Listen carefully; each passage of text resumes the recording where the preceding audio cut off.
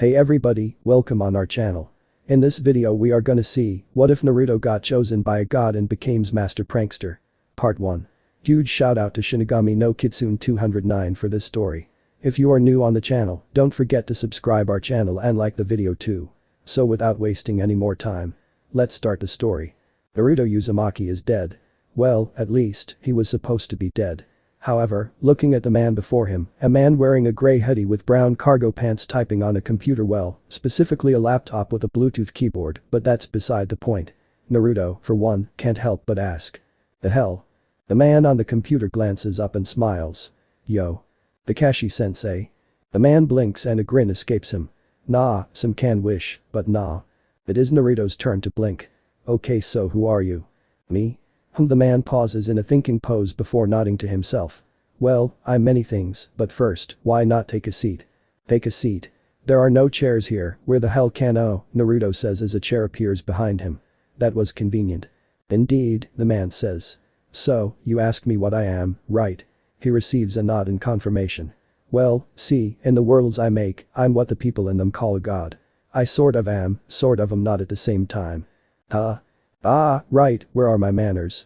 I'm SHINIGAMINOKITSUNE 209, or SNK 209 for short. I'm an author.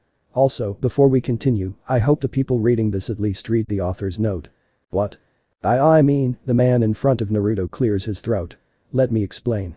You're created by a cool dude called Masashi Kishimoto. Right. Now, I'm an author creating fanfics revolving around you.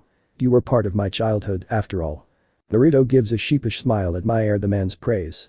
So, anyway, as an author, I can make you into whatever I want while giving zero funks about what others think.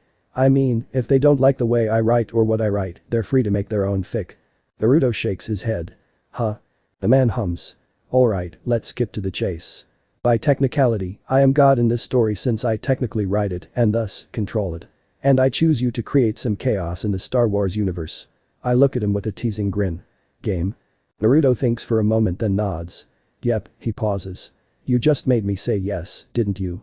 The power of the author is strong with this one. The author smiles. Great. Now.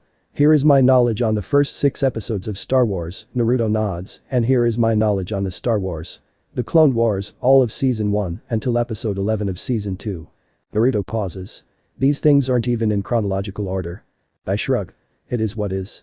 My eyes brighten in realization, catching our favorite blonde by surprise. Oh. I have something better. Huh? Here, knowledge of the real world. Naruto blinks. Damn, those Narasaku and Naruhina wars were really something. He blinks once more. All the Naruto-verse girls are hot and female Sasuke and female Itachi. I grin before shrugging. Among other things. I shoo him away as I start to fade into the background. Now go. Create chaos and funk up the entire part of the Star Wars universe that doesn't make sense. Like being able to force push the button of the lightsaber and technically breaking all the rules of the Force. Naruto calls out as I fade. Yep. And so, this is how Naruto was chosen by a god. Naruto opens his eyes and is greeted by the sight of one Obi-Wan Kenobi and Master Yoda discussing something important. Probably something around the lines of what to do with the boy Obi-Wan found after defeating Darth Maul, kinda important. Little one, awake, you are, Yoda hums as he practically waddles over. Naruto blink. Before a warm grin plasters itself over his face. Yeah. I don't remember how I got here, he said in a full-faced lie. Yoda hums in excitement. Intriguing, you are, youngling, he says and then turns to face Kenobi. Train him in the ways of the Jedi, I will, Yoda says, and jolly waddles away. Kenobi nods before explaining to Naruto just what was going on. Something around the lines of what the Jedi and Sith were, the Jedi code that's full of hypocritical shite, members of the Jedi Council, and who I never bothered looking into because I'm lazy, blah blah blah, and Naruto tuning him out. Palpatine, here I come. A mischievous grin plasters itself onto his face, one that seemingly Obi-Wan either doesn't notice or one he chooses to ignore. Chief Palpatine, also known as Darth Sidious, is having one hell of a day. See, for the longest time, he's always worn the same robes again and again. Then, a year ago, for some odd reason, all his robes were dyed a horrifyingly bright neon pink permanently. At first, he thought nothing of it. He is, after all, extremely rich, so ordering more of the same robes isn't a problem. His new clothes arrived and all was normal. For 1 month, anyway. See, at the end of that 1 month, he found them dyed a bright neon green. Another batch of clothes later, he found them perfectly safe from the dye until he wore it, only to find out that there was a certain stench to it, as if he never had it washed and was sweating with it. Technically, the stench of vinegar. Of course, more variations of such pranks came and went, the culprit still remaining a mystery, but that isn't the reason for why he is having such a hell of a day. See, as a Sith trying to subvert the Jedi from within, he has to hold off on using his powers, lest he risks giving the Jedi an idea of who he really is. A pointless endeavor, to be sure, but he doesn't need to know that. Anyway, there is a very good reason for why he is currently having one hell of a day. See, his clothes have been fine for the past 2 months. He believed, like the fool he is, that the pranks have stopped. Nope. As a man covered in rainbow-colored paint that came from his shower, he realizes just how wrong he was. Forces curse you. He shouts in hopes of being able to curse anyone who, for the entirety of the past year, has caused him so much annoyance. As if my Naruto can be cursed. Ha. Maybe in another author's story, Palpatine. Not mine. Speaking of the blonde who is now 13 years old, he now wears a brown Jedi cloak concealing anything underneath, while he walks down the halls of the Jedi temple, while talking to one Grandmaster Yoda who waddles alongside him. So, anyway, as I was saying, Grandmaster Yoda, Naruto says with his ever-bright smile, lightsabers are kinda stupid for someone like me. I mean, you can't hold the blade lest it cut you, while if I infuse chakra into my weapons, I can still hold the blades. Not only that, but the amount of chakra I put in can also make it stronger than a lightsaber. Yoda chuckles. Valid points you have made, my Padawan. Naruto shrugs. There's also the issue that anyone can just force push the button on the lightsaber if they even bothered to try. Creative, you are, in your ways of combat, Yoda muses as he waddles on while the blonde grins finally. Someone who understands him. The two make their way to the High Council chamber where 11 Jedi sit and Yoda waddles onto his seat. Naruto, for one, looks on, a bit confused. Suo, what's up? He asks with that usual smile of his. It is Mace Windu who speaks first. Naruto Uzumaki. Master Yoda has requested you be given the rank of Jedi Knight. As you are well aware, we cannot allow. Yeah, Naruto waves him off. I've heard this all before. Well, I mean, the author read it in another fic on how some of you are so set in your ways you want to slow my progress. What? All but Yoda say, who at this point is now used to such conversations. He trained the boy for an entire year, after all. Naruto scratches the back of his head sheepishly. Anyway, why no just make me into a Jedi Grandmaster or something? Impossible, shocked he says. There has to be a constant form of progress. So just promote tonight, then Master, then Grandmaster, the boy says with a shrug. There are simpler ways to do this too, actually. Mace Windu's eyes narrow at those words. Meaning what, exactly? Well, Naruto pauses. The author thought that I'd have to threaten your lives, but I think Master Yoda may speak on my behalf. Yoda nods sagely before an amused smile graces his lips. Beyond the Force, Naruto's powers are stronger, he is, than all of us combined. Truth, there is, in his words.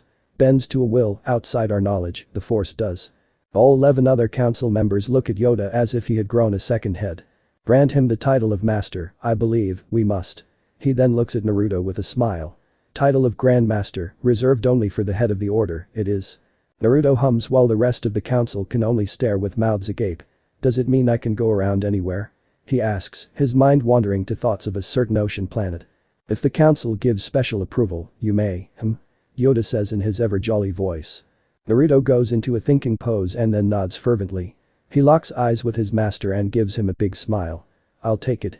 Sold. By the will of the Force and the will of the author, the council is compelled to give the blonde the title of Master, making him the youngest Jedi Master in the Order's history.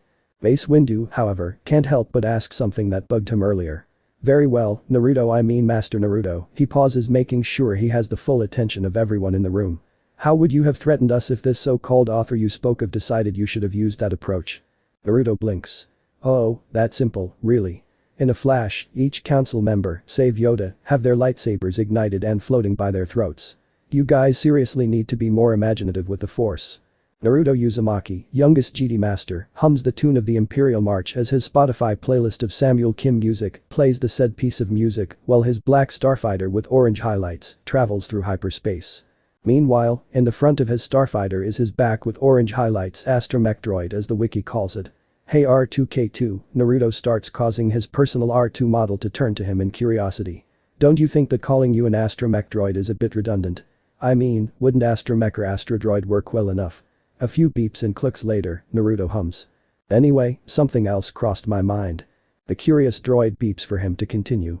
You realize how in the Clone Wars, hyperspace is technically just a place for exposition and an easy way of having reinforcements arrive for a surprise attack. Like that Battle of Ryla thing where the Separatist calls for their reinforcements and they appear only seconds later. Then when the story needs tension, reinforcements take a long fast time to arrive. R2-K2 seemingly beeps dismissively. What do you mean it's just my imagination? I mean, look at us. Technically the author's just using this section to prove it. I mean, can't you see we're in hyperspace? Beeps and clicks are the droid's reply. Naruto rolls his eyes at that. Yeah, let's finish talking so we'll exit hyperspace and arrive at Kamino, K2. The R2 model beeps curiously.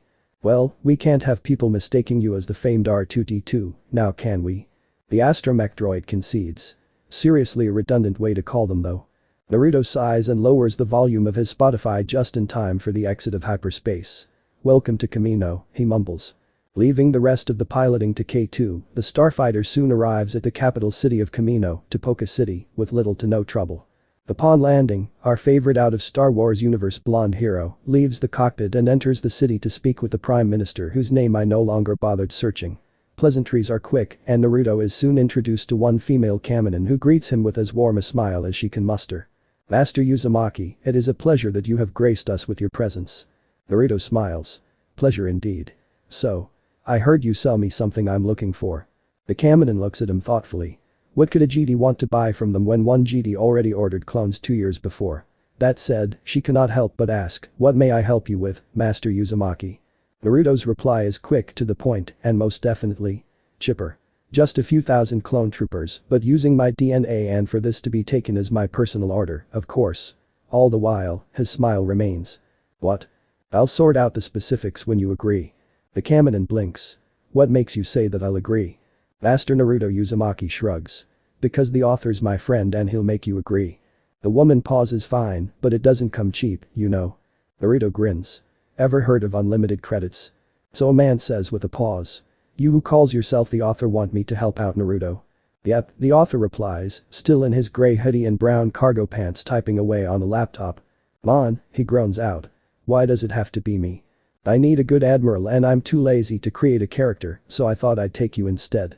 The man sighs. Alright, fine troublesome. Naruto will be in for a surprise. I'll sort out the specifics when you agree, and ever heard of unlimited credits, were the words of one GD master, Naruto Uzumaki, when he placed his order of clones 7 years ago. The Kaminins involved in the project did not understand scratch that, they still do not understand how 1/8 time boy had and still has unlimited credits. Well, to be fair, he told them unlimited.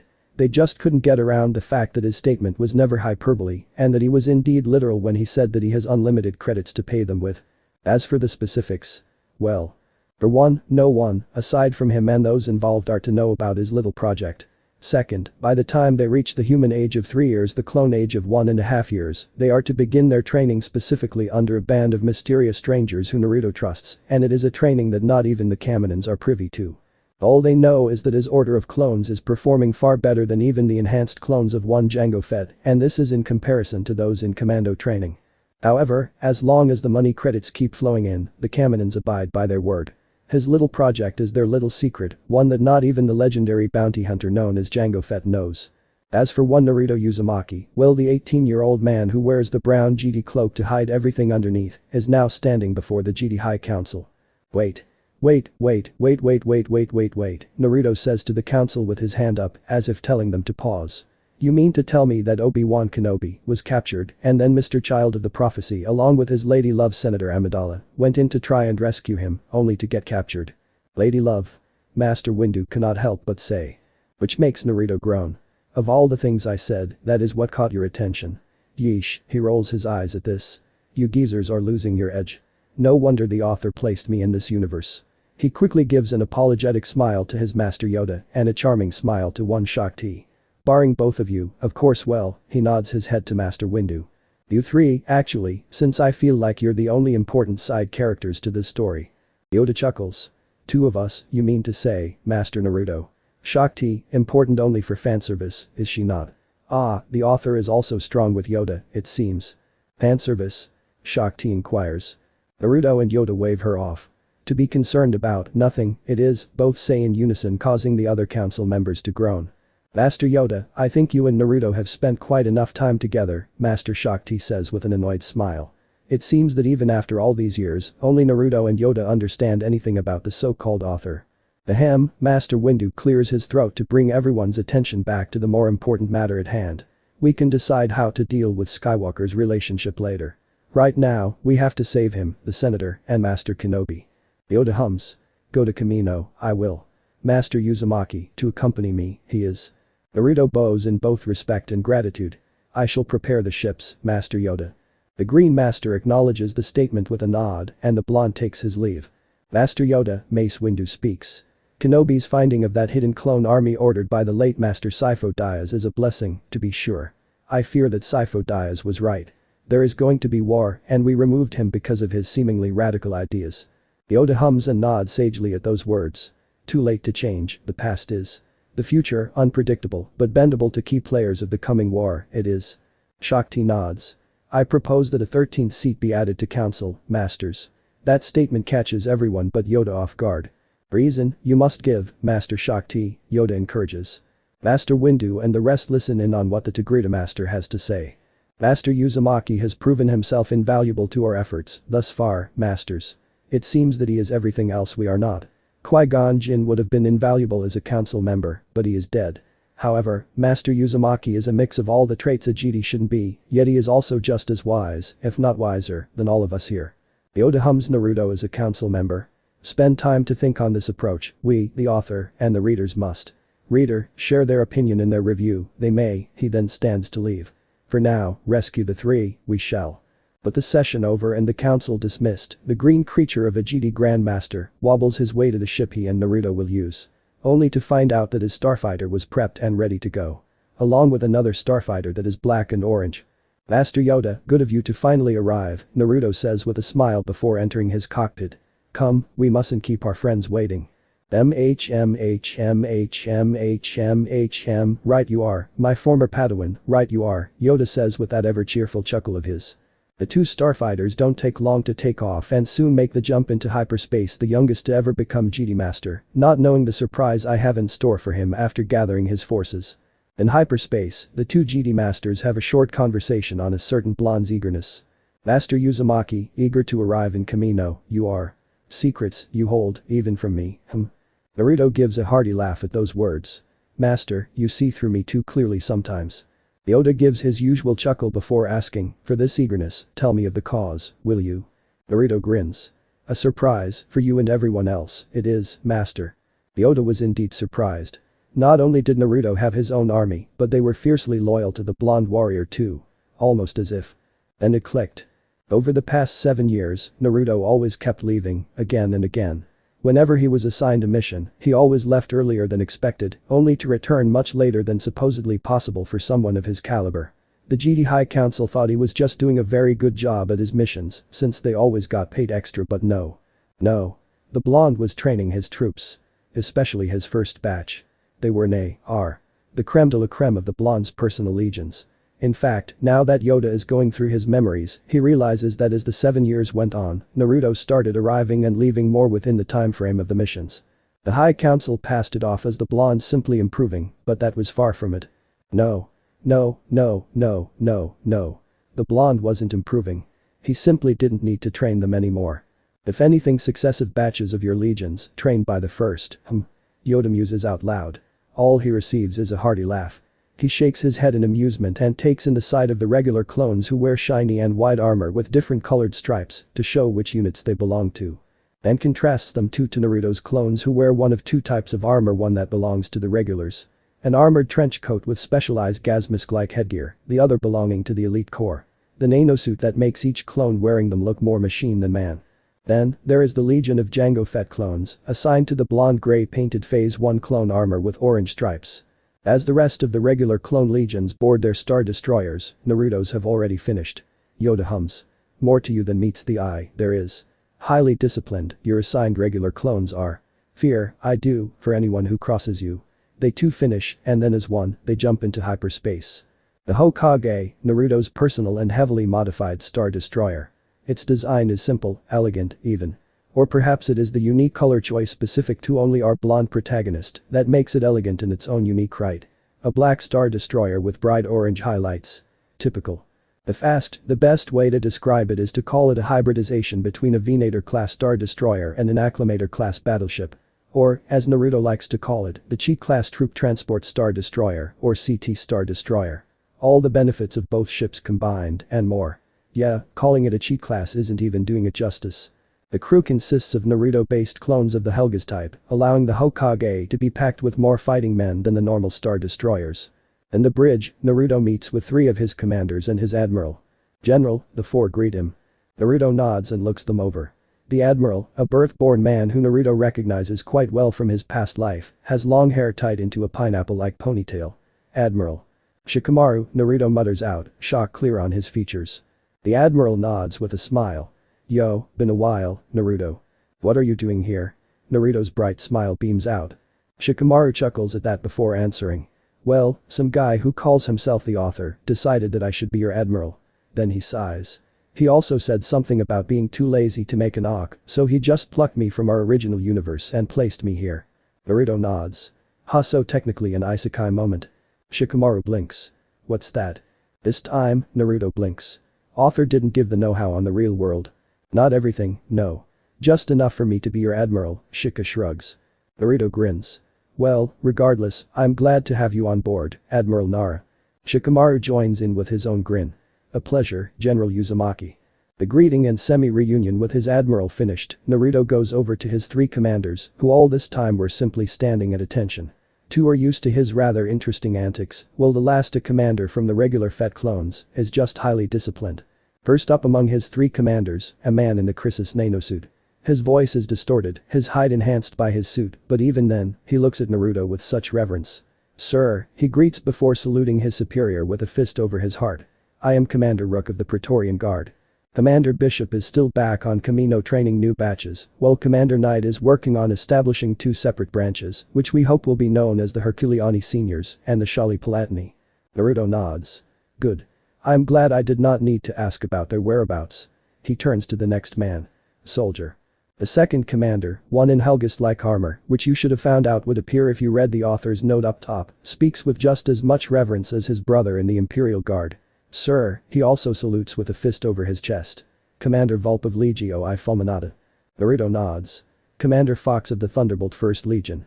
It has a nice ring to it, especially when the names are pronounced in Latin, making the legion's name Legio Prima Fulminata, although saying Legio I Fulminata works as well. Finally, onto the last commander, a Fett clone in grey Phase 1 armor that has orange stripes on the head, arm, and leg pieces, plus a small black tribal fox head at the center of the orange stripe of the helmet, just above the visor. "Speak, soldier," Naruto commands. "Sir," the Fett clone follows the salute of the other 2 commanders, and then proceeds. "Commander CT-8475 of." Whoa, Naruto raises his hand. "That's not something I want to hear, trooper." "Sir?" The clone did not understand. Did he say something wrong?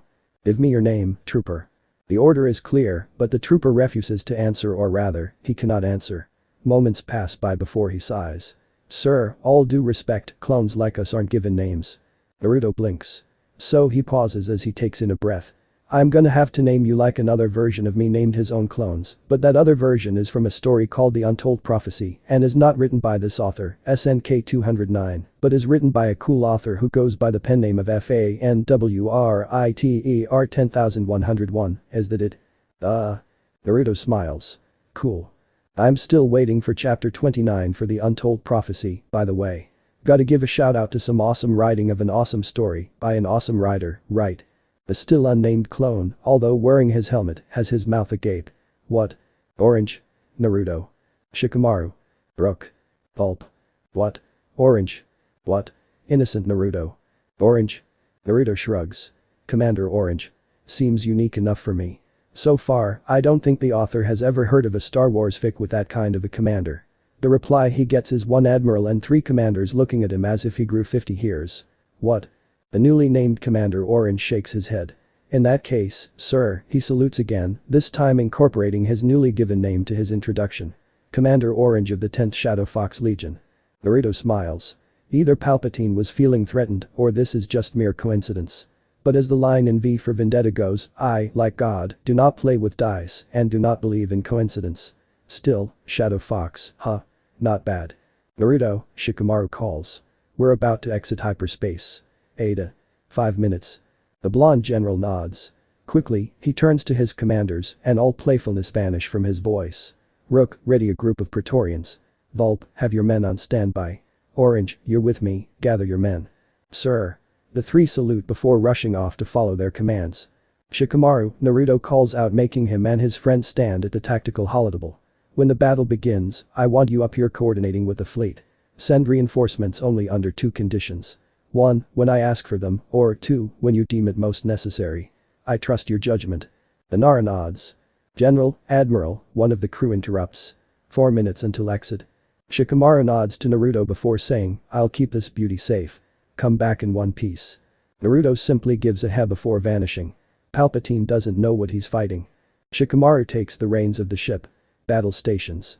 The alarm blares, the voice echoes over the ship's communication system. All units, battle stations. All units, battle stations. Men scramble into their gear, those already wearing their gear move to their assigned stations, and in the hangar, 10,000 men, the entirety of the 10th Shadow Fox Legion line up in front of their gunships and begin boarding 20 troopers for each gunship. At the lead gunship is one Naruto Uzumaki, and behind him are 20 Praetorian guards, each in their nanosuits, their eyepieces glowing red as their cybernetic-like bodies board the gunship. 10 enter, then Naruto, and then the last 10. The announcement comes almost as a whisper. Exiting hyperspace in 3, 2, 1. Naruto nods to his 20 Praetorians before speaking on his communicator. Launch all dropships. 20. 20 is the number of Acclamator-class battleships that appeared in canon to fight the first battle of Geonosis. And indeed, 20 Acclamator-class battleships do appear. Together, they hold 192,000 regular clone troopers, with 10,000 clone commandos combined. They are, in fact, the first to arrive, and they begin to deploy onto the surface with a contingent heading with Master Yoda to save what remaining GD there are upon, which the author cannot decide between changing the numbers from or keeping the numbers as 30. What isn't canon, however, are the additional 5 black and orange Chi-class star destroyers that jump into the atmosphere of Geonosis from hyperspace. At the head of the 5-vessel fleet is the Hokage, whose hangar doors open immediately after hyperspace exit, and a fleet of 501 Lot series gunships fly out immediately all, but one of those gunships carry 20 troopers of the Shadow Fox Legion, while the odd one out carries 20 Praetorians in their fearsome nanosuits, with their GD General Naruto Uzumaki on board. Still wearing his brown GD cloak hiding everything underneath. As the first gunships of the Republic touch down, Naruto's gunship, the spearhead of his aerial assault, makes a slow but steady pace towards the landing zone, while his 500 other gunships follow close behind. Inside, Naruto holds up a holo projector showing the current battlefield as the 20 Praetorians listen in. The main force is going to be deploying here, he motions to the landing zone. The surviving GD are expected to be here soon, but in the meanwhile, we will deploy along the main line. 10 of you spread out and get the Shadow Fox fighting positions. The other 10, with me. Boom. Naruto's face is unchanged as they enter the range of the enemy's flak cannons. Everyone has their little friend with them. Another explosion of flak comes close. Sir, yes sir, they say in a chorus that makes the GD grin. This time, more explosions of flak echo from outside the gunship, 3 getting close enough to shake it. Naruto nods to his men. Pilot, order all other gunships to land, and then says, Commander Orange, when you land, catch up to the front. I will not lose a single clone in the air. Understood. Sir, arriving on the LZ, the pilot says into their communicators. Naruto hums and a mischievous grin plasters itself onto his face. Pilot. Sir. Open the blast doors. Head to the enemy center. Maintain an altitude of 10 meters. Sir. Do it. Roger. The flak thickens. Once we're out, turn back. What? Naruto grins. Go. Go. Go. His Praetorians nod before jumping out in pairs, 1 Praetorian from each side, and Naruto follows after the last 2. You guys are crazy. Naruto laughs into his communicator. That's why we live. Shikamaru watches the battle through the holodouble and nods his head at the new developments. All cannons, concentrate all your fire on the nearest Lucrehulk-class battleships. Launch all available bombers. Naruto and his 20 Praetorians land in the middle of a group of battle droids causing. Halt. No, you fool. That's a GD. Blast them. Naruto sighs. Droid so annoying. Open fire. With those words, time slows. The 20 Praetorians raise their rifles that cause the droids to pause. They've never seen such weapons before, and when the 20 men squeeze the triggers of their heavily modified scars, the closest droids explode courtesy of the special ammunition demanded by the blonde. High explosive incendiary armor piercing tracer, high at round. Time returns to normal. The 20 Praetorians fire at will, and they begin to mow down all the droids in the vicinity. Their rifles are set to semi-auto so that they waste none of their bullets. And, in the time it takes one battle droid to fire their blaster rifle, the men unload 3 to 5 rounds on average. Naruto grins when blue blaster fire whizzes by him from the friendly lines. Hold the line. He shouts and heads into the fray, taking out his hidden lightsaber to cut through the droids with practiced ease, while using the force on occasion to throw and crush the battle droids that are out of his lightsaber's reach. 5 minutes pass before Naruto and his men are forced to duck as a hail of blue blaster fire mows down the droids' front lines. General. Commander Orange shouts as his men run up behind, along with the first line of regular clone troopers. Form a perimeter. He orders before saluting his general. Sir, what are your orders? Naruto hums and deactivates his lightsaber. The humming of gunships catches his attention, to which he looks and smiles. It seems like Master Yoda has finally brought the rest of the GT. Good. He turns to Commander Orange and says, I want you and 2 of your best with me, now. He turns to the Praetorians and commands the same thing, you, and you, with me as well. The rest, help out the rest of the Shadow Fox Legion. Sir, yes sir. Naruto with 3 clones from the SF Legion and 3 Praetorians, head back to the rear. Shikamaru, direct a gunship to come pick us up. I want to deal with Dooku while I can. Got it. 1 gunship fully fueled and armed coming your way. And tell those fool that we could use some UNSC ships from the Halo franchise, damn it. Lots aren't really my thing. Pelicans would be better. Why the author chose to have us use lots is beyond me. That was a painful jab. Shikamaru sighs. Should I be expecting new units to pop up from this Halo franchise Naruto spoke of as well? The man in a grey hoodie muses a hum as he walks up to stand beside the man. Well ODSTs and Spartan eyes would be fearsome addition. Yeah, but isn't that going to make us overpowered? The man in the hoodie shrugs. To be fair, I'm waiting for some reader reviews, but if no one's gonna review by the time I add it, then it's just up to me to decide. Shikamaru sighs. Again. Why couldn't you be the admiral? The author scoffs. Please. In this parallel universe, I know everything. What fun would it be if I just told you everything that would happen? Troublesome. The hooded man smiles. That's the point of this story. Create chaos in the Star Wars universe, remember? But you said this is a parallel. Yeah. One of many. Then there's the Star Wars canon verse, aka the original. Every fanfic exists in their own separate universe, some just greatly similar. Shikamaru sighs. Again. You've been making me sigh a lot lately. The smile on the hooded man's face remains. Would you rather smoke a cigarette? Never mind. Shikamaru says before looking at the holodeble and sees Naruto's gunship head towards a structure that looks to be something like the enemy's headquarters. Big, tall, and giving off the we're here and about to get away kind of vibe. That's definitely their HQ. PFFT. Go figure. The Nara rolls his eyes at my comment. His eyes go to the holodeble again and this time widen as he sees heavy separatist reinforcements. Heavy battle droids, armored tank thingies, could you have at least made this easier? I blink innocently. If I did that, there wouldn't be another chapter. A frustrated groan escapes him.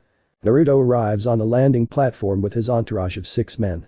The sight of destroyed battle droids greets him. Looks like Anakin and Obi-Wan made it. Another gunship lands and the green GT Master hops out with a now serious face. Yo.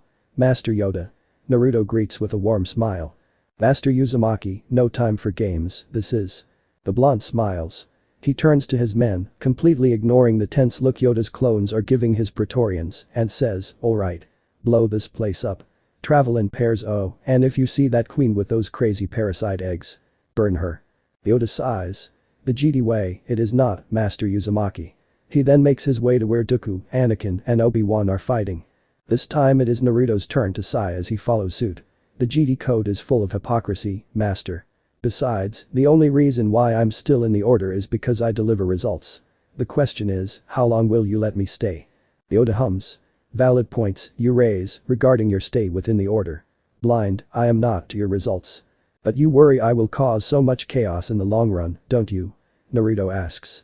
Your true powers, beyond that in the Force, their origins are. See it, I cannot, but feel it, I can. Naruto nods. Don't worry, Master Yoda.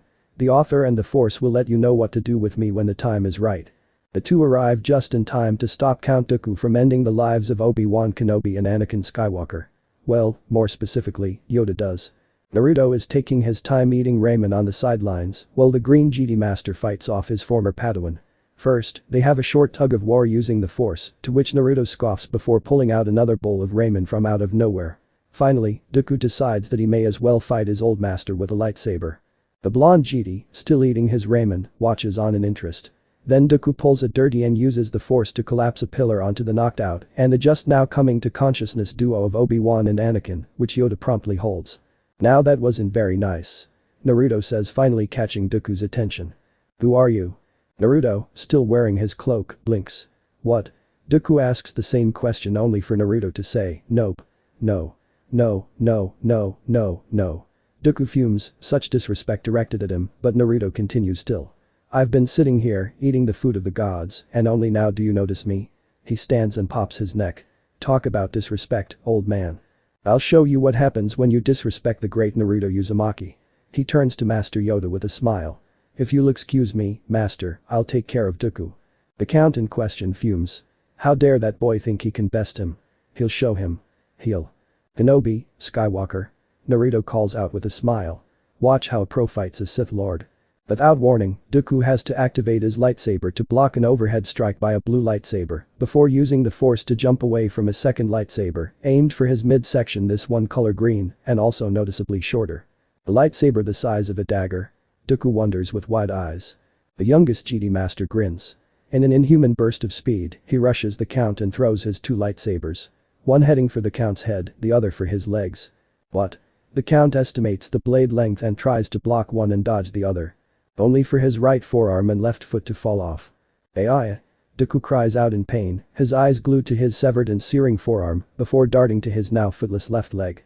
Naruto summons his lightsabers back to him and walks over to the fallen man, who is in too much pain to even conjure up force lightning, not that it would be of any help if any at all.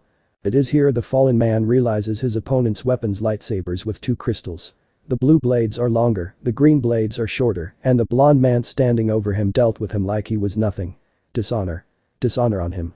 Dishonor on his non-existent family. Dishonor on his cow. Or whatever the cow's equivalent in the Star Wars universe is. Dishonor. Master Uzumaki, killing, the GD way, it is not, Yoda says as he wobbles his way over to the blonde with Kenobi and Skywalker limping in each other's arms, behind him the latter of whom looks on with jealousy at his fellow blonde. That power should be his. That skill. He needs, nay, wants it. Naruto, meanwhile, nods in reply to Yoda's words. It isn't. He checks his lightsabers, the one on his left having the green blade out front and the blue out back, while the one on his right is the other way around. He deactivates his second lightsaber and points his right lightsaber's blue blade at Dooku. Don't worry. You won't die, he says as the lightsaber hovers, blade pointing down, owner stepping back, and it slowly begins to spin. But you won't get away either. In a blue flash, faster than even Obi-Wan or Anakin can follow, faster than even Yoda can try and block, the blade returns to the blonde master's hands, only after severing Dooku's four limbs its blade design, ensuring that the Count's wounds are all cauterized, not allowing him to bleed out. Naruto finally releases a sigh, all seriousness vanishing. Well, looks like I'll need new weapons. What? Anakin lets out in surprise, and from what Yoda and Naruto feel, a small amount of anger. You're already good with those. They aren't even damaged. The youngest GD Master blinks. You stupid or something, Skywalker. What? The enemy already saw me use lightsabers to their near full potential. You think he'll be fooled a second time? Naruto shakes his head. Disappointing, really. And this fool is supposed to be the chosen one? Right, if you become predictable on the battlefield, you may as well say kill me right now. Besides, he pauses and motions behind them. Your lover's here. And indeed, just like that, Padme arrives, with Naruto's 6 unique clones, no less. Well, I'll see you when I see you. Naruto waves at them dismissively. I suggest you guys get packing. This place will blow up soon. He says and heads out with his clones following him. Naruto's return on the Hokage is greeted by cheers and he waves before heading towards the bridge. Once there, he greets Shikamaru with a smile and a nod. So, any news about whether or not we'll be getting ships from the Halo franchise? The Admiral smirks. You sure you just want the ships? I appear out of thin air and shrug. Dudes, chill. ODSTs and Spartan IIs are cool and all, but don't forget, it's up to the readers if I add them, or if they don't tell me, then fine, I'll do whatever the hell I want. So that's it. That's the Battle of Geonosis? Shikamaru asks. Naruto and I, the author, grin. More specifically, that's the end of us going along with canon. Naruto sighs as he closes his computer, his eyes wandering throughout the bridge. What's wrong? Shikamaru asks. The blonde gives him a bored look before replying. It turns out the dude who brought us here is finally getting serious. The admiral gives him a raised brow. Is that a good thing? Naruto scoffs. Beats me. It just means that I'll have to put my war face on. Suo. No more of that fourth wall breaking thing you always say you do. Naruto grunts and stands. Not gone, just lessened. I already know about the world beyond this. He has already established it. We can't just say it didn't happen. Shikamaru hums. A fair point. He brings out a holo projector and shows the limbless prisoner by the name of Count Dooku on a medical bed in his cell en route to Coruscant. What will we do about him? Naruto hums. He takes a moment to gather his thoughts and then nods. We've finally split or deviated from the canon verse, so killing him won't be an issue. However, the general pulls out a different holo projector that shows an entire galaxy of a still very much intact republic. Dooku is still powerful with words alone. The work we did might have made things easy for now, but things may still be undone. So silence him? Shikamaru asks and then projects the details of Dooku's possible cells waiting on the GD's capital planet. The blonde nods. Unfortunately, we have another issue. His projection changes to that of the organic control chip inside the heads of the regular clones and his Shadow Fox Legion. What is that? A sigh escapes him before he explains. To put it bluntly, control chips. Inside are designated orders that when given, the clones will be forced to obey. Any attempt at removal can either kill them or make them go insane. Inara hums. An interesting development for him, surely, but the fact that Naruto knows about this means something else is on the blonde's mind. He cannot help but ask, you know how to stop them, but something else is bothering you, isn't there? The blonde in question nods. Order 66, the order to wipe out all GD. That is the order that no one ever thought would be weird. It will be carried out, that I can promise. The question for me is, how many GD can we save? Naruto shakes his head. No, that is irrelevant right now. Take a guess, one more. Shikamaru sighs. The question is, when will it be given now that you've crippled Dooku, right? The GD nods before closing his eyes. This one, I need to meditate one. Inform me once we've arrived. He says that, but his mind wanders onto something else. So this is what happens when he gets serious. I can't even feel his presence much now. Shikamaru, for his part, nods. Get me a status report on the approval or disapproval of our new ships. Coruscant, the planet which is practically the heart of the GD Order, is teeming with liveliness. Perhaps it is the return of the famed but also equally mysterious GD Master, known only to the public as the youngest GD Master. Or perhaps it was the arrival of legendary Count Dooku of the Sith. Or perhaps the new Grand Army of the Republic. Or maybe a bit of everything. Regardless, the planet is abuzz. Naruto, for one, can only sigh as he arrives at the GD Temple and makes his way to the High Council. Upon his arrival, he sees that all the council members await him. Master Naruto, Mace Windu begins. Master Yoda, Kenobi, and Skywalker say you took down Dooku. However, you did so in a brutal fashion that is unbecoming of a GD. Do you deny it? So, the first thing they do is charge him with something he did to help them. Things certainly went into a 180. Naruto sighs. Very well, he'll play their games. No, he says with a stern look on his face that puts off everyone in the High Council. Are you going to try and imprison me, masters? Last I checked, you have no power that can rival mine. Silence reigns over the council chamber as each council member save Master Yoda have their eyes glued to the floor. The air around them is different. Definitely different. Almost suffocating if the lumps in their throats are anything to go by. And just like that, it stopped. If not, Naruto says, catching their attention. I have someplace else to be, and he leaves just as easily as he entered. After a pregnant pause, Master Windu asks the thing that is on everyone else's mind save Master Yoda's. What was that? It is the small green master that answers. Power, it was not. His seriousness and intent to destroy us all, it was, should we condemn him. Dooku is a man tied to his medical bed. Limbless, old, defenseless. He feels no pain, thankfully. His room, a medical cell of sorts, is something he is fairly familiar with. He was, after all, a former GD. The sound of doors opening brings his eyes to them, and they widen not a moment later, for the man who enters his room is the man responsible for putting him there in the first place. You? Me? Naruto says with a smile. I am glad to see you're awake, Count. He pauses and makes his way to the Count's bedside. I take it, you may miss the feeling of your limbs. A smile escapes him. Dooku glares. You fight more like a Sith than a GD. Naruto scoffs. Right, sure, he says while rolling his eyes. Anyway, I wanted to speak with you about a few certain things, and a grin spreads across his face, ensuring the bedridden man's unease. You see, Count, I don't like leaving loose ends. The GD want you to tell them who Darth Sidious is in a flash. Naruto has Dooku by his hair and whisper into his ear. But I already know who he really is. It is here that time seems to slow. Dooku's eyes widen. His mind races to memorize everything about the blonde, the voice, face, those cerulean eyes, the 3 whisker-like marks, the length of hair, the constant usage of the brown GD cloak only for his mouth to open in a silent scream of pain and horror as everything around him vanishes. The old man opens his eyes only to find himself in a sewer. A giant sewer. His face holds a look of confusion, asking the silent question of, where am I? The low growl causes the man to turn one direction. The action makes him realize something. He turned. Quickly, he looks down at his arms and legs and for the first time, tears up with joy. He stands in ankle-length water, and it's making him smile. Sith Lord title be damned, he can walk and fight again. He can. A heavy slam of what sounds to be steel gate shakes him from his thoughts. And then he notices how he now stands in what he can only describe as a sewer chamber. With one entrance and what seems to be a giant gate. A giant red gate with steel bars that holds what he can only describe as darkness. Did his surroundings change to that of a sewer chamber with a cage holding darkness? What enforces name? Hello, old man. Dooku spins and spots our favorite blonde hero waving at him cheerily. This time, instead of the brown GD cloak the blonde usually dons, the blonde wears a black unzipped sleeveless calf-length hoodie over an orange short-sleeve shirt, black pants tucked into black steel toe boots, with a katana strapped to his left hip. Like the place? Naruto asks as he walks over to the man. It's called my mindscape. Or at least that's what the many people beyond this realm call it.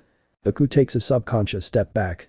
In here, the blonde motions with his hands, I control almost everything. He walks past the man and stands before the gate. Now, Dooku, why don't we begin a pause, negotiations? 2 crimson eyes snap open from the darkness and glare menacingly at the old man. The old Sith swallows his fear and asks, and what would you give me in return? Naruto blinks, pauses and then bursts out laughing. Gahahaha. You're kidding me, right? He stops almost immediately before snapping his fingers. The gate opens. You heard how I said the word negotiations, did you not? I'm sure your mind isn't senile enough to think I was serious. A heavy growl escapes from the cage. Let's start again, Naruto says, this time summoning a throne for him to sit on with crossed legs. Why don't we begin negotiations? Then without warning, Dooku finds himself shackled to a chair. This time, instead of his fear, the Count swallows his pride. Very well. Naruto smirks. Good, now he begins naming his terms, especially emphasizing Dooku's reward if the Sith chooses to cooperate. Unfortunately, Naruto runs into one small problem. You know, Master GD, Dooku says the title with disdain. My master is far more fearsome than you. Naruto sighs. So be it. He stands and his throne vanishes. Kurama, the fox growls as white teeth appear from the darkness in a satisfied smile. He's all yours. Naruto sighs as he leaves Dooku's medical cell with one thought in his mind. For a Sith Lord, he was pretty stupid. The Count in question has his physical and very much still heavily crippled and definitely limbless body strapped to his bed.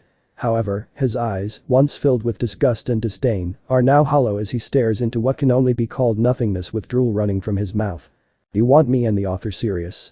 Fine, Naruto says as he makes his way to his starfighter. We'll be serious. Naruto, back in his brown GD robes, sighs as he boards his cheap-class Star Destroyer. His eyes scan his surroundings as he enters, 20 Praetorians standing guard, the bustling of Helgist and regular clones keeping the entrance lively, and a youngling awaiting him alongside Shikamaru. Wait, youngling. Naruto blinks. Yo, Shika, am I going crazy or is there a youngling on board? Troublesome, the Nara says with a roll of his eyes before giving his friend a smile. Naruto, this is Ahsoka Tano, he motions. Ahsoka, this is GD Master Naruto Uzumaki, he motions again. Hello Master, Ahsoka says with a bow. I was told by the council that you probably weren't expecting me. Naruto stares. Then turns to Shikamaru. You have got to be kidding me. The Admiral shrugs. Hey man, don't look at me. An exasperated sigh escapes the blonde causing him to scratch his head. Of all the people I am the last person who deserves to take on a Padawan. That comment causes an irate Togruta to call him out. Can you please not talk like I'm not here? Besides, who the hell are you anyway? My master is supposed to be Anakin Skywalker. You know, the chosen one. The which the blonde promptly shoos away. Yeah. At least I don't have to take care of your sorry ass. What? Shika, let's go. I'll probably receive new instructions coming from Master Yoda. Right, the lazy man says. Alright everyone, let's move. We leave in 10. Ahsoka's eyes widen. 10 minutes. Isn't that pretty fast? The sound of the entrance closing catches her attention making the Admiral smirk. Not minutes. Seconds. What how? If you really want to know, you can ask Naruto. HMPH. As if that snob of a GD master would answer my questions. Ahsoka Tano is a fairly attractive Togruta girl. Well, I say fairly attractive, but we all know that rated images of her are already up on the internet, but that's a topic for another day. See, this fairly attractive girl is currently making her way to the bridge. Being the curious youngster she is, she cannot help but hold many questions in her mind. Which promptly grew tenfold after she spent time going around the ship and realizing that, by the force, it is way bigger on the inside than it is on the outside. And not to mention the clones. What are with the clones? She's never seen them before. Sure, there was that parade after the Battle of Geonosis, but the types of clones in this ship. The seemingly normal ones here are only the members of the Shadow Fox Legion. Not only that, no one is even acknowledging her authority. Not even the normal ones. Which is why now, she practically stomps her way to the bridge. Her annoyance is so great, she enters the bridge without warning only to freeze after seeing that she had technically just walked in on a meeting between Naruto and the High Council. I see, so Dooku's mind just went completely blank, is that it? Naruto asks the holograms of Masters Yoda and Windu. It is the latter who replies. Yes. None of us here in the council know what to make of it. We're hoping that you, of all people, might find some way of restoring it. Yoda nods along. Worried, the Chancellor is. Suspect this to be the work of Darth Sidious, he does. Naruto gives a reluctant nod while holding in the reflex to scoff. I'll see what I can find, he sighs. If there is anything to find, that is. The two masters nod before their holo images shut off. What is it, youngling? Ahsoka stumbles, Naruto's words catching her off guard. You heard me come in. This time, Naruto doesn't hold back on the scoff. Please. Between you and me, you wouldn't even sense me in the slightest. I was able to outrun and outsmart everyone when it came to sneaking around. He pauses as his mind goes back to a certain Chunin back in his world. Well, almost everyone. Ahsoka huffs. Whatever, smarty pants. Naruto waves her off. Right. You came here for a reason. What is it? Oh, the Togruta blushes. Right, she glances around the bridge and sees more of the subjects of her question. What are they? Naruto, finding nothing wrong with the question, gives a simple answer. Them? Oh, they're clones. That he knows perfectly well and just enjoys seeing and hearing the now present groan of annoyance come out from the youngling. Take a guess. The girl pauses, this time making sure to word her question more carefully. Why are they so different? Naruto grins. That, dear youngling, is something only I and my crew are privy to, he states matter-of-factly. Oh, and Master Yoda, but I doubt knowing that will allow you to find out more anyway, he finishes. What? Naruto, the good asshole that he is, cuts her off with his smile. Why don't you run along now and train? Oog. Ahsoka fumes and storms out. Shikamaru chooses this opportune moment to make his comments. You sure love pissing people off. I remember when you did that to Tsunade a lot. The general nods. It's fun. So long as it's nothing permanent, at least. Besides, he then says with his signature smile, I like to think it's part of my charm. His statement causes Shikamaru to hum thoughtfully before a thought of his own pops into his head. Hey, Shika, question. What was the last thing you remember from our world? Troublesome. The goes his signature word. Let's see, you defeated that dude called Toneri, that is, if I remember correctly. Shortly after, you became Hokage. He looks the blonde in the eye as his eyes widen. Holy shit, we're from different worlds. Naruto hums. Seems like it. You never went missing in my world and I got married to Hinata. Wait, what? In my world, you got married to Ino just before that incident. Naruto blushes. Her? Dude, I'll be honest, Ino was hot, but she chose Sai in my world. Shikamaru laughs. Well, this is certainly interesting. And then a Helgist clone operating the bridge calls out, Sirs, we're jumping out of hyperspace in 10 minutes. The two friends sigh before saying, troublesome, in sync. The two then let out a grin. The admiral between them speaks first. All men, ready general quarters. If Master Yoda's and Admiral Wolf's words are anything to go by, we'll be getting a fair share of action. Tell the rest of the fleet that they're ramming through any blockade our enemies may have. The general follows. I'll head to hangar. Sound the alarm. I want the Shadow Fox Legion and Thunderbolt Legion on standby by the time I arrive. And that Padawan. Let's show her what a battle really is. Shikamaru nods to a clone. Do it. And just like that, the alarms for general quarters and for the ground troops to mobilize blare throughout the ship.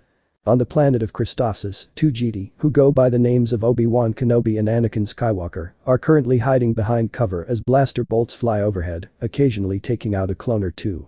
The clones, of course, fire back, but the constant stream of red death and the clanking of droids is certainly enough to ensure that no clone sticks their heads and blasters out long enough to create even a dent in the encroaching droid army. We sure could use some reinforcements right about now. Anakin shouts playfully towards his master.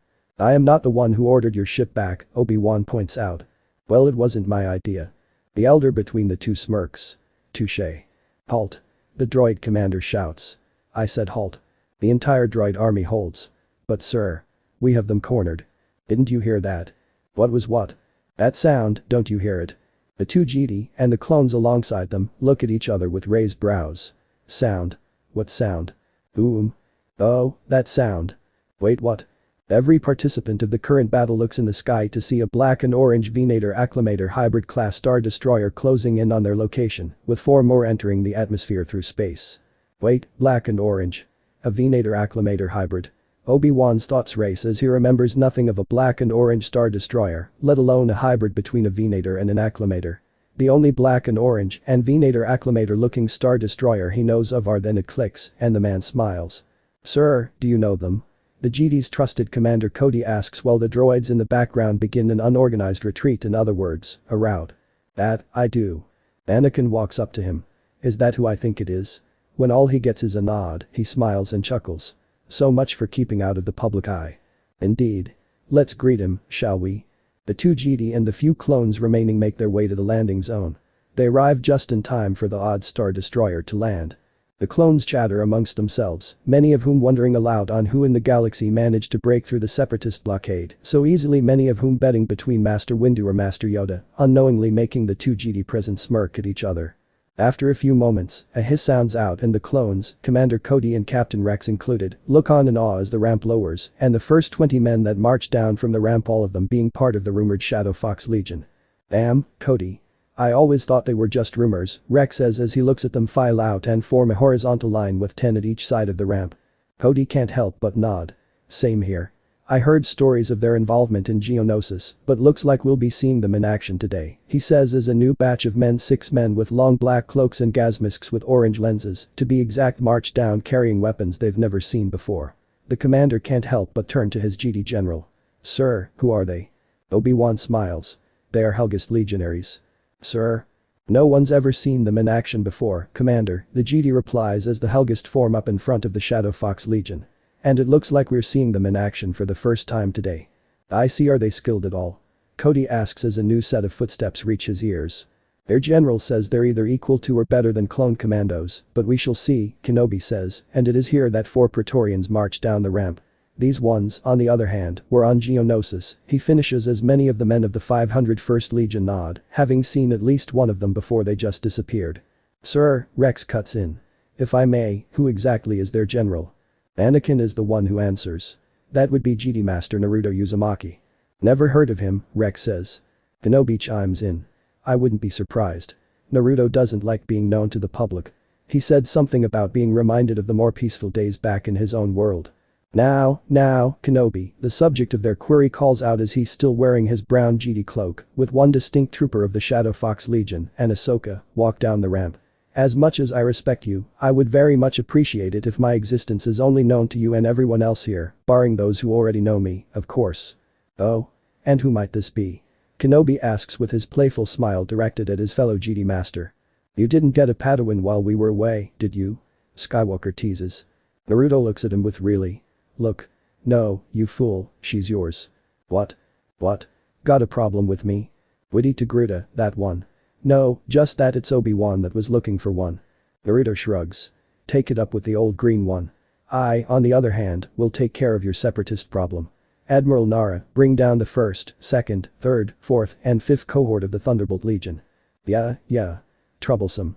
Oh, shut up, Naruto says to his admiral over the comms. It's not like you have to do the heavy lifting. Troublesome. Naruto grunts before sighing. Complain as he will at his best friend's antics, Shikamaru gets things done, which is why now, 4 more ramps lower, and 4,000 Helghast troopers march down, with another 2,000 men marching down from the center ramp. Ahsoka watches in awe at the display. So, Rex starts grabbing Cody's attention. He only said the 1st to 5th, right? At this, Naruto smiles. Didn't you guys know? The 1st cohort of the Roman Legion was always doubled strength. Roman? Kenobi, Ahsoka, Anakin, Rex, and Cody ask. Naruto promptly waves them off.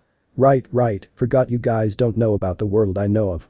You know, for a GD, he sure is rude, Cody comments. Ugh, tell me about, Ahsoka groans.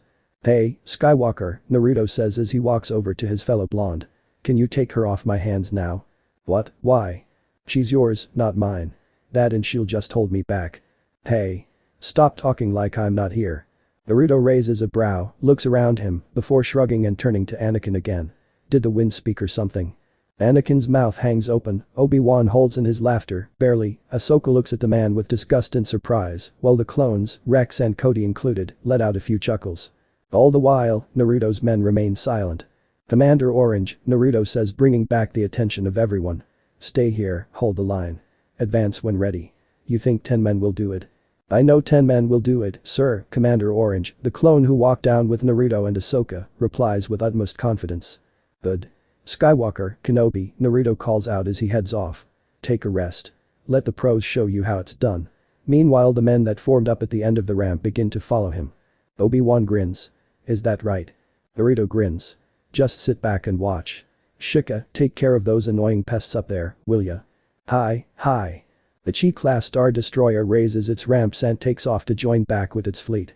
2 GD, 2 clone superiors, 1 Padawan, and a few surviving regular clones watch on as Naruto hums, while out in the distance, a deflector shield is slowly expanding.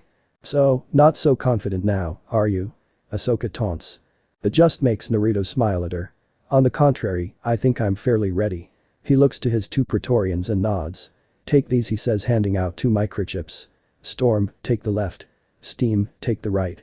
He then looks to his detachment of 6 Helghast legionaries and says, you 6, with me. We're taking the center. What? Anyone not fighting with the blonde can't help but ask themselves. Sir. The 8 men chorus and beat their chest once as a sign of acknowledgement. Commander Orange. Sir. The commander acknowledges with the same chest salute. Take care of anything that gets past us. We won't be stopping for anything. Understood, General. Commander Orange immediately goes to deploy his men. Naruto, I know you want to prove something too. Prove something? Naruto looks at him, offended. Prove. Kenobi, I have nothing to prove.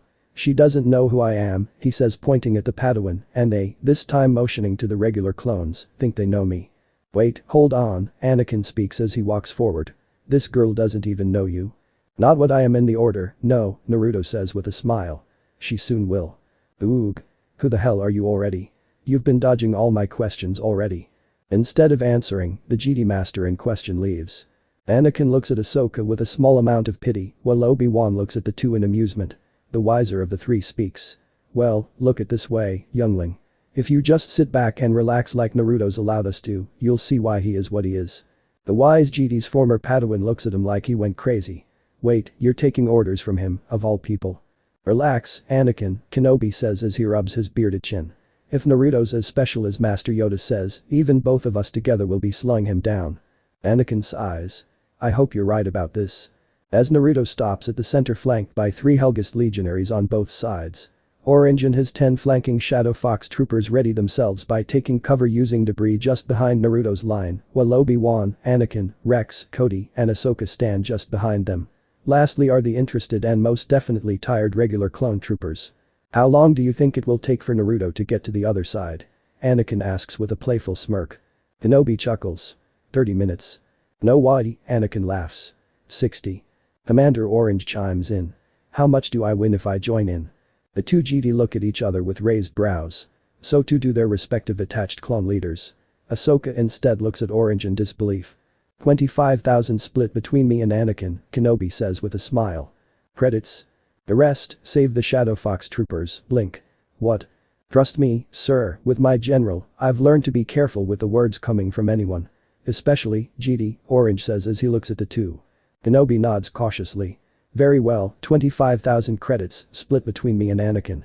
Cody and Rex exchange worried looks. They can feel that commander smirk. 10 minutes or less. The commander in question says. Anakin grins while his master rubs his bearded chin thoughtfully. Now this, I have to see. Commander Orange. Naruto calls out and the man in question goes running to his general's side. Sir. The droid army marches ever closer. You said these are your best men. The clanking of droid feet grows louder. Yes, sir. The noise of hover tanks finally reaches their ears. Then I have only 2 orders for this battle. Hold the line, advance when ready, and make sure none of them dies, Naruto says, never taking his eyes off of the incoming army. Understood, General. Naruto takes off his GD cloak, making all but his own men stare, for what is shown to the world is an outfit not even remotely used by GD, a black calf-length sleeveless hoodie with orange for the inside of the hood, the hoodie zipped up from the waist up over an orange short-sleeve shirt, black pants tucked into black steel toe boots, and a katana strapped to his left hip. New to his outfit are 2 Anbu-type arm guards. In the back lines, Rex notices how one youngling stares on in awe like the rest of them, but also something else he just can't quite put yet. His attention returns to the blonde when said blonde speaks. You know the most stupid things about these kinds of shields? Naruto asks no one in particular. They don't at all stop physical objects. Commander Orange readies for the orders. Commence operation. Hop. Whistle. Flash. An orange flare flies up and bursts. 2 more, 1 on each side, follow suit. Wordlessly, Naruto advances as the 6 men beside him open fire and advance alongside their general, the Regs who have their helmets off behind them, along with the 3 GD cover their ears in surprise. Droid after droid falls as the Hyatt bullets blast through them, and his Helghast troopers fire in such a way that no droid is ever allowed to get a shot off, and that when they reload, at least one maintains fire. It takes 1 minute for Naruto and his men to enter the shields. Off in the sides, explosions rock the buildings and streets, and the sound of gunfire reaches the ears of those staying behind. Inside the bubble, Naruto's men fire away, practically mowing down their enemies. 3 tanks take aim at him, to which he only raises his hand. They fire, but their bolts freeze, and not a second later, Naruto sends them all the way to the back boom right, where the shield generators hide. Alpha Team. Bravo Team. Advance while firing. Commander Orange says from his place in the line, and he pulls out his blaster rifle and opens up, his 10 men vaulting over cover and join him in a steady advance. Obi-Wan, Anakin, Ahsoka, Rex, and Cody all stare wide-eyed, each and every bolt shot by the Shadow Fox troopers, always miss their friendlies, but also always meet their mark on a B-1 battle droid. The next thing the onlookers see are 3 tanks shoved all the way back, hitting and pushing all the other tanks behind them, and clearing a long line of battle droids. Rex, the more expressible between the 2 clone leaders, voices his thoughts. I don't know about you, General, but I'm definitely glad they are on our side. Yes, same here. Skywalker only manages a stutter of amazement, but a tone that one Kenobi recognizes to also try and hide a hint of jealousy. Come now, Anakin. There's a reason for why he was made a GD Master at only 13 with only 1 year of training. Wait, what? Ahsoka chimes in while the battle far ahead of them rages. He is the famed and rumored youngest GD Master. Anakin can only nod. Back in the front, Naruto just keeps on walking until he reaches a tank where he knows the separatist general cowers within. Without so much as a thought, he crunches the tank with a quick closing of his fist. All that remains of his one sentient and living foe is now merely a pile of red liquid and squished flesh around powdered bone. He arrives on the other side just shy of 10 minutes. Ahsoka stares, that wasn't something a GD was supposed to do, right? Her voice trembling. Kenobi and Skywalker frown. The former speaks. No, it isn't. But there is a reason for why we've kept him around for so long. Anakin nods. You see, Ahsoka, he starts, Naruto and I practically grew up together. Practically. Yet, Master Yoda always kept Naruto away from everyone. I think you now see why. And we saw his blade work when he faced off Count Dooku.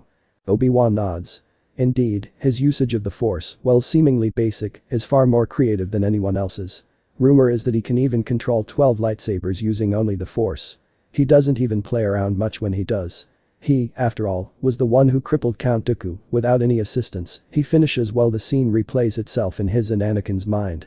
No bullshit was pulled. Rex rubs the back of his head. And to think he didn't even need to use one in this battle. Cody simply nods in agreement. Anakin frowns. He doesn't need it. When I once asked him to spar with me during my Padawan years, he said, the only times I ever bring my lightsabers out are when I'm either completely serious or completely bored. Wait, so how do you tell the difference? Ahsoka asks. Obi-Wan is the one that answers. I think only Master Yoda can answer that question, young one. Naruto walks up to them, making them all sheepishly smile at him. Well, except for Ahsoka, she's the one to voice her thoughts. Wait, how'd you get here so fast? Naruto waves her off. Anakin Skywalker, Ahsoka Tano, he says in all seriousness as his flagship Hokage, along with 4 regular Acclamator-class battleships, descend from orbit. By the Council's orders, you are to retrieve the son of Jabba the Hutt. Briefing will be on my flagship. We leave in 20 minutes. Master Kenobi, he turns to his subject in question. You and your 7th Sky Corps will back up Anakin. My fleet will wait around Hut Space for your arrival. I also have a few things to pick up, so I'll also begin negotiations. Just then, one acclamator and Naruto's Hokage land, and out comes one old green master. The GD greet in unison, Master Yoda, although only Naruto nods, while the others bow. Yoda waves at them. Master Uzumaki, get our transmission, did you? Yes, Master. I have already arranged the roles. Very good, very good. Master Skywalker, rest well, have you? Yes, Master Yoda. Enjoy his little show, you did not, I sense, Anakin frowns. I'm sorry, Master, but how can I be the chosen one if Naruto has so much power? Yoda notices the subtle nod Naruto gives him and sighs. Beyond the Force, Naruto's power lies. Beyond the Force, so too, his origins are. Purpose, his, is special. Unknown to Force users, aside from himself, his path is. It is here that Naruto speaks. Storm, steam, casualties. The two Praetorians uncloak, surprising all the clones and GD present, save Naruto, of course. Only wounded, sir, but nothing they can't shrug off after a few hours rest, one says. Yeah, some of them were complaining that it wasn't even a challenge. Naruto nods, and out comes a heavy sigh he was holding. Good. Back to the ship. We have more important matters to attend to. We leave in 15 minutes. The two Praetorians nod before cloaking themselves again. How? Trade secret, Naruto replies quickly. Excuse me, Master Yoda. He says with a nod. Skywalker, Tano, less than 15 minutes. Let's go. Anakin nods. Come on, Rex. You too, young one. He turns to his master with a smile. I leave the 5-0 first in your capable hands until we rendezvous, Master. Rex salutes on his brow while Ahsoka groans. I have a name, you know. Yeah. Look on the bright side, I'm not Naruto. Obi-Wan watches the youngest blonde in fascination. Your student truly is intriguing, Master Yoda. Student of mine, he may be, but techniques he uses, teach them, I did not. I see. Well then, best I be on my way, too. Come on, Cody. Sir, Cody says with a salute only for Orange to run up and cash in on half his prize for winning the bet. Yoda watches them with a thoughtful look before wobbling to take care of the newly secure Christosis. The Hokage Star Destroyer arrives out of hyperspace over the planet where Ada, Jabba's son, is held hostage. In the bridge, two scout troopers stand in attention after giving their report. However, it is hard to not pay attention when two GD bicker amongst themselves. What do you mean my plan of attack is stupid? I mean it's stupid. The hell can you not understand? Understand, Naruto, we have a mission. My plan is the best course of action. Not when it's my men I'm sending down there. Thank you, Skywalker. Your stupid ass ideas might have big payoffs, but don't think for even 1 second that I'm allowing you to lead my men. Just then, one acclamator arrives on the Hokage's starboard from hyperspace. Well, Anakin pauses with a smirk as his eyes lock onto the acclamator. Looks like I won't have to. Rex, Ahsoka, come on, let's go. Ahsoka, for one, looks at Naruto expectantly, who instead only sighs and motions for two Praetorians to escort him back to the hangar. Come on, Padawan. Let's see what you got, Anakin says as he and Rex leave the bridge. Aye. Naruto raises a hand at her. Just go. Ahsoka hesitates, then her eyes lock onto his. They see something in those eyes, but they just can't make out what it is. Frustration. No, that was already expressed openly along with annoyance. It's something hidden loss. It looks like it, but something still doesn't sit right with it. To Greta the word feels off somewhat. Is it defeat? She can't help but wonder as their eyes continue to stare. Ahsoka. Huh? She blinks and notices that all eyes are now on her. Sorry, I guess I should go. At going. Also, since you stayed, I may as well tell you. Commander Orange is going with you, Naruto says before she can turn to leave. He'll take one lot's load of troopers worth with him. Well, your master will foolishly engage them from the ground, Orange work on landing on the monastery. Ahsoka stares at him in confusion. Why are you telling me this? Because under no circumstances are you or Anakin allowed to order him around, Naruto states as a matter of fact. I am his superior, and I give him full discretion to act independently for this mission. I see, Ahsoka says and looks over Commander Orange. The display on Christosis isn't enough for her to say she can approve of Naruto's decision, but seeing as the blonde is said to be the GD to be made master at the age of 13, and the fact that she is still a Padawan, she isn't exactly given much of a choice. Praetorians, two in question, uncloak behind Ahsoka, startling her. Escort her to the hangar, Naruto instructs before looking at the Padawan. Orange and his men will be with you shortly. Ahsoka only gives a hesitant nod before leaving.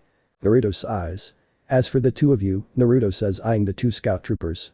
Get some rest on board that acclamator. Just join Orange and his men when they head for it. Yes sir, both clone scout troopers reply with brow or in this case visor salutes. Later, Ahsoka, the 2 scout clones, Anakin, Rex and 30 of Commander Orange's men along with Orange himself arrive on the Acclamator just as Naruto's Hokage jumps into hyperspace. Minutes later, Anakin Skywalker puts on his game face as he, along with his 501st Legion and his Padawan, descends onto the planet with multiple dropships carrying clones and 8s. They land on the planet's surface, deploying men and machines, their eyes scanning their surroundings. Only for 2 black and orange lots to zoom past them and straight towards the monastery. Anakin narrows his eyes Orange and his troopers. Well, no matter, they won't make it against 2 droid battalions anyway. I'll show Naruto my plan works way better than his. Rex and Ahsoka, on the other hand, look on with a bit of worry, one that their GD superior takes careful note of. Alright, men. Forward. Let's not let them have all the fun. Anakin orders as he charges forward. 2 lots, black and orange in color, zoom past their ground deployed allies and make amazing headway towards their destination. The 2 birds of metal scissor their way through as they avoid flak heading their way. Sometimes they go wide, sometimes they go tight, all in an effort to throw off the calculating aim of the droids. Dropship 1, Dropship 2, this is Orange, the clone commander says over their comms. Open all blast doors. With this flak, we'll be doing a quick flyby drop-off just like General Uzumaki uploaded into the chips. He gave us our freedom, let's pay him back with our loyalty. Sir. Yes. Sir. The blast doors open, the clones take hold of hanging and side handholds as flak bursts around them. Their eyes, although obscured by their helmets, meet their brothers as their dropships crisscross each other. 10 seconds. The men nod to each other as their lots level out and make a beeline for the monastery as its last stretch 3 seconds pass. 7. The co-pilots ready the ship's nose-mounted laser turrets. 6. The missile bay by the wings open. 5. The lasers fire blowing up the flak cannons. 4. Missiles fly and make short work of the B-1 battle droids. 3. The combination of lasers and missiles make short of B-2 battle droids. 2. The last missiles of the ships blow the doors to the monastery open. 1. Jump. Jump. Jump. 0. Clones pour from the gunships. They land with a roll before bringing up their blasters and begin firing into the smoke. Squad 1. Secure the entrance. Squads 2 and 3. Blow up another entrance. Squad 4, 5, and 6. Rope launchers. Take the top. Squad 7. Suppressive fire. Commander Orange barks out his orders in quick succession, leading to 28 clones separated into 7 squads of 4 performing their roles. 2 more clones, donning similar armors and helmets to Orange, takes the man's flanks. Wise snipes, with me, Orange orders as he makes his way forward, blaster up. Squad 1 tactically advances on the entrance, eyes peeled as they fire into the building. Behind them are the 3 named clones of the Shadow Fox Legion. Orange, Wise, and Snipes, all of whom hold their fire as they scan the area. But even further back is Squad 7 laying down so much blaster fire as suppression against any droid stupid enough to poke out any part of their body out in the open. Squads 2 and 3 rush to the sides 5 meters away from the entrance. Squad 2 places explosive charges on the left, Squad 3 on the right both quickly fall back after setting the charges. In a display of unison rarely seen in the chaos of combat, both squads make their charges go boom. Squad 1 holds fire as each member throws a pair of droid poppers into the entrance. Squads 2 and 3 rush their own entrances with a combination of blaster fire and droid poppers. Ropes. Ready. Squad 1 enters the breach. Ropes. Ready. Squads 2 and 3 enter their own breaches. Ropes. Ready. Commander Orange gives the order. Launch. Orange, Wise, and Snipe step inside. In unison, squads 4, 5, and 6 launch their rope launchers onto the higher levels. Ascend. Ascend. Ascend. The 3 squads ascend as one, 12 troopers climbing far faster than any regular clone by using only their hands and arms to practically throw themselves higher after each catch. Squad 7 advances. Anakin, Rex, Ahsoka, and the rest of the deployed 501st arrive with extreme caution at the entrance of the monastery, only to find 16 clones of the 10th Shadow Fox Legion dragging out bodies of destroyed droids. "You've got to be kidding me," Rex says while scratching the back of his head. "You guys two out all those droids by yourself?" Anakin's lips remain sealed, Ahsoka's mouth hangs agape, and the rest of the regular clones look on in awe. Commander Orange nods. Speaking of which, here. One of his clones comes up with Baby Rada in a backpack. This was the mission. General Uzumaki doesn't like wasting time. Damn, Anakin says, this time rubbing the back of his head. He turns to his clone and says, "Sorry Rex, looks like you and your men won't have any action for." The clone with similar armor to Orange comes rushing out from the entrance. Commander Orange, Snipes reports 2 separatist dropships descending from orbit, a clone specifically Wise, says. Well, Skywalker, sir, Orange says lightheartedly. Looks like Rex and his brothers will be getting some action after all. I'll leave you to it. The regular Shadow Fox trooper holding Rada hands the baby HUD over to the Togruta Padawan before rushing inside, leaving just Wise and Orange as the only clones of the Shadow Fox Legion standing out in the open.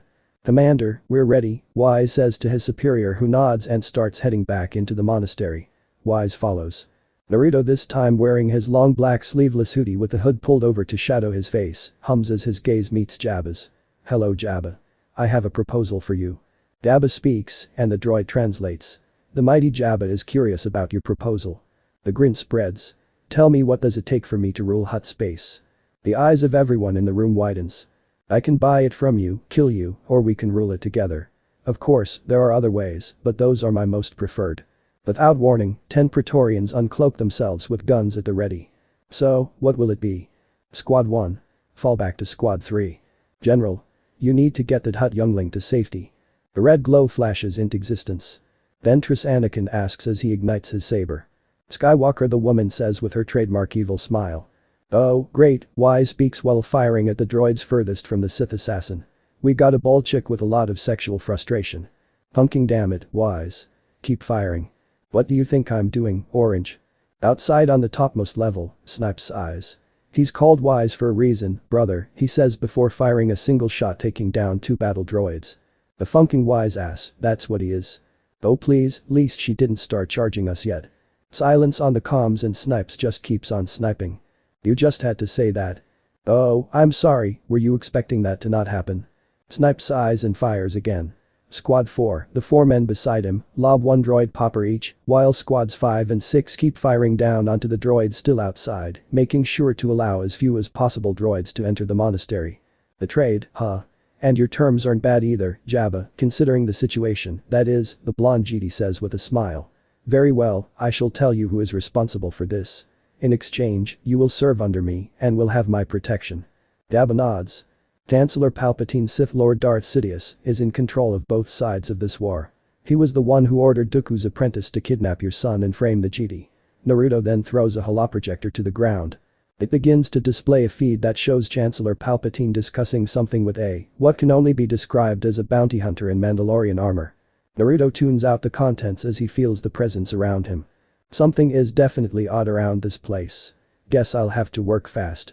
Ventress roars in anger as another clone in black and orange armor jumps back just in time to dodge her lightsaber. Damn you. Yeesh, feisty one, ain't she? Wise remarks as he backs away. Fewer wisecracks, more fighting. Orange shouts irately as he takes down more droids. Their numbers, although still superior, are surely and quickly dwindling, he notes. Whoops, Wise says as he ducks under a swing. Now, I'm sure we can. Shoot up. Filthy clone. Filthy woman, I'm sure I take way more baths than you. You heard the commander, she called me filthy. Orange groans while Ventress roars. This is Snipe, reporting in. Skywalker and Tano just made it on board the ship. General Kenobi has also just arrived. Took him long enough, Orange says. Hear that, precious? Your chosen one has arrived. Maybe you and he can actually get a room this time, the clone, known to Orange as Wise Ass, comments. Ventress scowls. Useless clone. How do you keep dodging my attacks? Wise backpedals, this time shooting a blaster bolt from a quickly drawn blaster pistol. It's because I don't have time for romance. Damn it, Wise, I feel like you've been spending far too much time chatting with our general lately. Orange shouts before joining in. The Sith assassin's scowl deepens as she has to jump back in order to avoid getting caught in a simultaneous crossfire against the 2 clones. Damn you all. The meeting with Jabba the Hutt concludes and Naruto Uzumaki takes his leave along with his Praetorians following close behind. Commander Rook, the blonde says. The Praetorian closest to the blonde acknowledges his name. Sir. Go on ahead. I have a few more private matters to settle. Understood. Rook and his men vanish.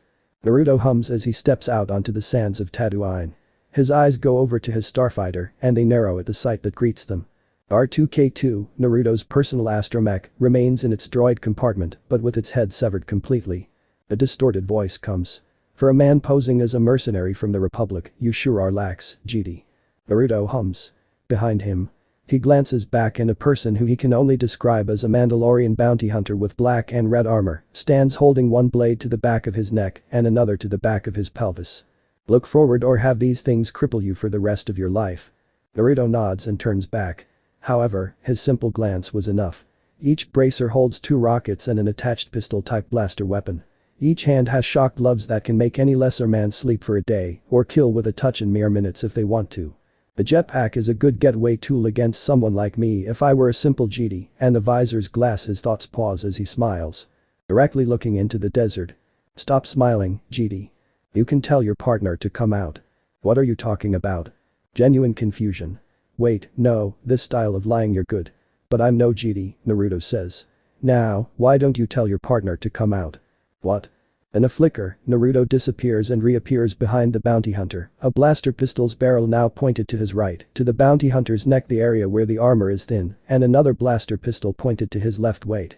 They kept up. He isn't the only to have such thoughts. It first comes from one. What, then a chorus of 2, what did you just do? 3 people. A man at the center holding up one blaster pistol on each side, both pointing to 2 Mandalorian bounty hunters. The 3 can't help but chorus their thoughts. How did you move that fast? End chapter. So this part ends here. If you want to see next part of this series, like the video now and share the story with your friends. Bye bye.